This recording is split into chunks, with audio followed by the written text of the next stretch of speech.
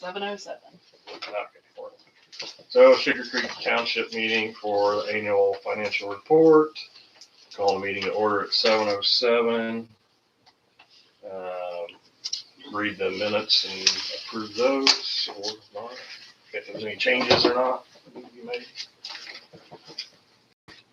Want me to read it? Sure. Be Meeting fast.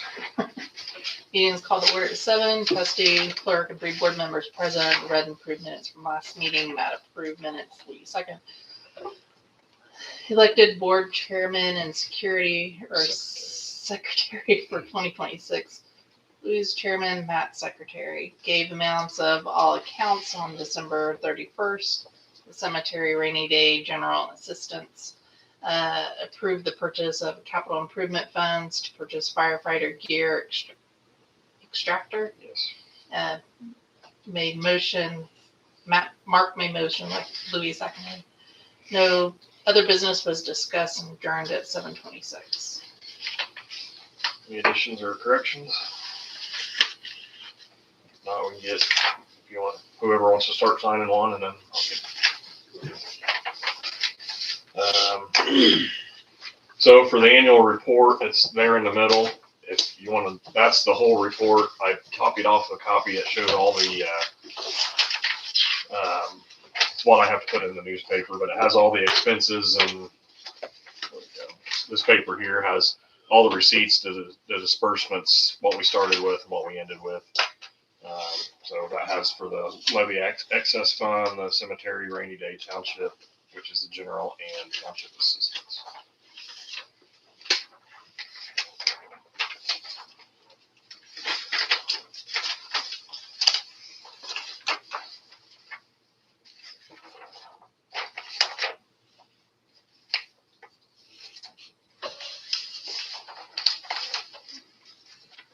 So if you guys, here's the paper for this. I've got it filled out. The chairman has to sign here and then print his name there, and then he'll still have to sign down here and the other two sign down there. Or if you don't like it and it needs to be revised, then you have to sign on the bottom one.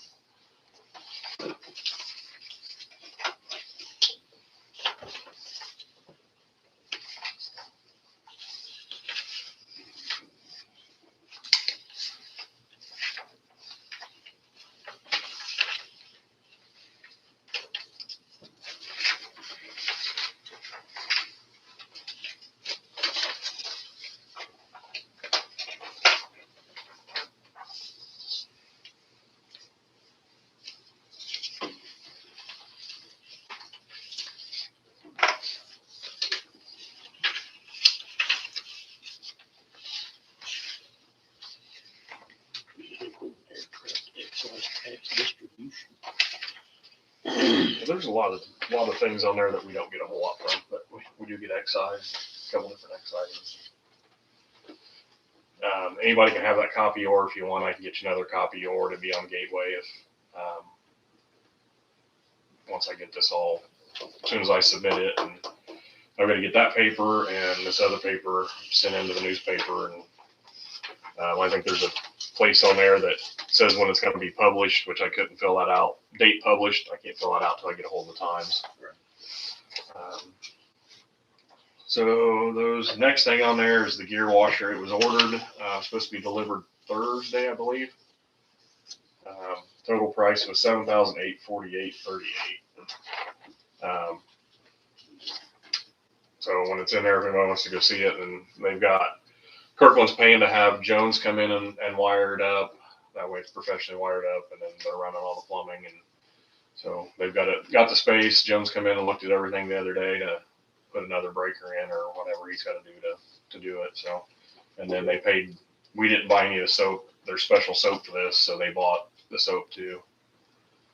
The gear extractor and the gear washer. Or gear extractor, it's the same thing. Same Sorry. thing. Yeah, sorry. It's just different terminology. Yeah, that's what I was and then with that is it come with a single stage automatic pump dosing system. So basically there's a jug of the soap, and then it automatically puts how much is supposed to be in it in there. So, and then I knew you asked last time, I did a little research. The efficiency is, and they use big words that I don't know what all of them are, but it says it will take 97% removal of low molecule weight polycyclic something hydrocarbon. So basically all the bad stuff, I'm assuming that's the smaller particles, and then 78% of the high molecule weight. Said it's essential for reducing toxic cancerous contaminants from the gear. And with those gear washers, it spins at different speeds, so it don't. The way I read it, with the thermal protection on the gear, there's special material and everything, so it's not like a regular washer. It's going to sit there and spin. So it has I can get you, once I get it in, they'll have a spec sheet of everything. If you want next meeting, I can have that. So pretty efficient, 97%, and then even the 78%'s a lot better than how we used to wash them with the garden hose. So, but it's pretty standard level equipment for. Yeah, and actually, Kirkland will be the only volunteer department that has one. Really? All pretty much your big departments, they all have them in every station. Frankfurt's had one ever since I've been on. And it's supposed to be every time you wash, or every time you go somewhere, you're supposed to wash them. So just to be something that, hopefully, I think Northeast Fire Territory is trying to get some money to do that, get the same thing. So, then something I forgot to do last time was you guys have to do the adoption of the salaries. So I've got the paper from last year. If we just want to do the same as last year, that's up. The board has to do that. I don't have no say in any of that. So there's last year's if you guys want to review it, if that's the same. Did we ever look in to see how we compare to other township or budget size? I never did. Not the size that we are. I know Kirkland's higher, but he does a lot more. So I think closest to us would be Johnson Township, and I have no idea what Johnson or Warren Township. Gateway or whatever to see that. Yeah, I could probably get on there. Well, I don't know if that's. Wouldn't be split out, would it? See, you don't have to publish all that stuff in the paper anymore. Used to, the annual report had to have every receipt or every time you got something and who it came from and how much you made a check for and who it went to. But now that paper that has just the amounts on there is the only thing we have to publish. But yeah, it's all on Gateway. Are you happy with? I'm fine with that, as long as you guys are. Is she happy with that? So. Also for cost of living. So, what's that? Now I'm hoping for cost of living. So, I think I think getting out in the cold, you should get a raise or like a bonus check for getting out in the weather, right? You pave your driveway or something. Maybe they give us as much raise as we got on our social security. You reckon, Louis? oh, That was a big one. yeah. That You get big ones, didn't you? Oh, yeah, it's real big. I think every time my mom gets one, they take something else out. They that raised was in the Medicare. amount. They raised Medicare. Okay, so yeah, whatever they raise that, they raise. Yeah, they raised Medicare. Yeah, that's, Yeah. It aged it up. Raise your income and then take it right back. Line.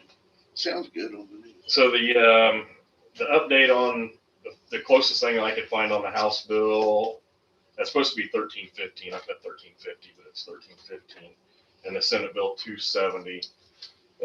Still, the 1315. They're both still in the works. I mean, they still got a long way to go. A lot more process they have to do. So they're not. Did you Neither want one me of to them's passed. turn in these, or fill in these numbers? Yes, if you would please. Yeah. And we did decide on the same. Fine with me. Um, I'm just fine with that. So the House Bill 1315, that's the one that's they're going to eliminate probably half the townships if that passes. But basically, if you pay more in salaries than you spend on assistance and you don't have a fire department, you're pretty much going to have to merge with somebody or their county's going to take it over. Or if you have so much of your population live in a city, we don't have cities, so we don't have that problem. My thing is I don't. I guess I didn't It's- sign that. If it's gonna be signed somewhere. Sorry. Down there. I'm not the type. I'm not going to go out and ask people if they want me to pay for their electric bill. So Right. I've never Supposed to. never denied anybody that's asked for public assistance, but average year we spend $1,000. So our salary versus public assistance is pretty far We off was on talking that. about that a lot, they're talking about fraud there. If it's all taken away from local, there's gonna be a lot more fraud. Yeah. Absolutely. That's exactly what I was So, like I said, those are the ones that the House Bill 1315. Nobody's really the Township Association and IBFA and all that. None of them supporting that one. They're supporting the Senate Bill 270, which is still in the works. It's got a lot of backing. That's going to go by a point system. So, from what I was reading, you get dinged for missing benchmarks, small budgets, which we have small budgets, vacancies in public office. We don't have that. Missed state required deadlines that I know of. I haven't missed any of those in the last 2 years. And low rates of poor relief. So it's still going to be, we don't spend a lot of money on poor relief. So And that's the big thing in the township, for the state's concerned. is poor relief. Yeah. The reason for the township is Yeah. in their eyes, I guess. Yeah, it's for poor relief. So, like I said, anybody that's ever came to me and yes, they got to fill out the paperwork. I do look at certain things on there, but I mean, I've never denied anybody. So, what I was reading, the county commissioners would decide who absorbs the townships. And with Senate Bill 270, I think they were predicting upwards of 350 townships would be eliminated out of 1,005 townships. I think is what they said Indiana has. Last time it was 600 and something, wasn't it? The last time we talked. Well, that's the House Bill 1315 will be probably close to 600 would be eliminated. If that would pass. Yeah, pretty much if you don't have a fire department. So you're looking, I mean, there's Jackson Township, Sugar Creek, Warren, We get definitely asked. Union. I mean, there's a lot of them that, But wouldn't they keep Oh. a representative out of your township? Well, to that's- represent into your combined township? I think if you fall, the way I was kind of reading it, there'd be a joint for a little while, maybe. And then have a new vote for. And then in 30 would be when that would be the next election. So this one both of them would go into effect. Let's see, this one has to be adopted a resolution by June 1st of 26, but that would be done by the January 1 of 28. January 1, 28, certain townships are dissolved and their power, duties, offices, and properties are transferred to a municipality or county. Requires a township to adopt a resolution no later than June 1 of 26 that designates the municipality or county designated unit. So if this passes, then by June 1, I'm assuming we have to get with whoever's going to take us over and then figure out a plan up until 28, January 1st of That 28. would be June 1 of this year. Yeah. So I'm assuming that's when they all, I don't know how long it takes for these bills to pass. I was trying to look it up. They just said that basically it would go into effect July 1st of 26, whatever bills pass. But I don't know how to Pushing tell. it pretty hard this time, Yeah. because it was on the news. Yeah, they, Yeah, they it's- can put in the bill whatever date they want to. So I found most of this information online. So it's iga.in.gov. And they had all your House bills, all your Senate bills you can pick. But that one is House Bill 1315, not 50. So I messed that up on there. So that's kind of a waiting game. I mean, it is what it is. I mean, we can't do anything about it. Let's see, what else? I got a thing from, they have a Clinton County Cemetery Commission now. It's Andy Robertson, Bill Miller's vice chairman, Josh Hewitt, Sue Markham, and Susan Plunkett is a member. I guess on Monday, March 2nd, 2026, starting at 10 a.m. in Suite 105 of the Clinton County Annex Building, they're going to have Clinton County Commissioners created a commissioner meeting, but they'll have a meeting over all the cemeteries. This meeting will be here for Dr. Kathy Drager Williams from the Indiana Department of Natural Resources, along with Andrew Dunham of the Indiana Township Association about the pioneer cemeteries. So they've got, for us, they have Cooper Cemetery, which is in Law Brothers Farm Fields. Said approximate size is 6 years, 1841 to 1854. They got locations. Dusky, which we all know where Dusky is. Hills Baptist, and then they have a McKinney Cemetery, they said, which is unknown, and then the classification's lost. That's probably the one that used to be on, there used to be one, you know where Tom Carney lives? Yeah. There was one in the field south of his house on the east side. That's probably where it's the one they're talking about. So that's the ones that was in there. So I don't remember, but I think it was done away with when I was a kid. okay, yeah, it just says In that undone time for period. everything. But that's March 2nd at 10 a.m. in Suite 105 if anybody's interested in going to the meeting. So I think they're wanting to try to go in there and help with fixing them up and cleaning them up and everything. Countywide, Yeah, countywide. So we did salary, we did. No, I mean, 23. The meeting, Oh, that's not the meeting. Oh, 10 o'clock, 10 a.m.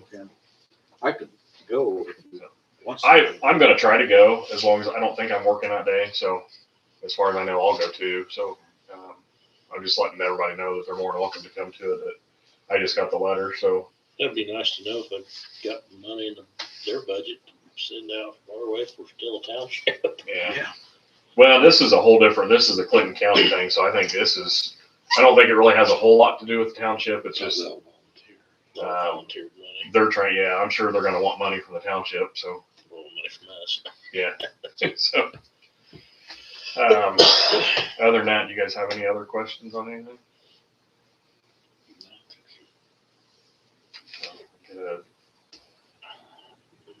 Move to adjourn. Matt moved to adjourn. Second.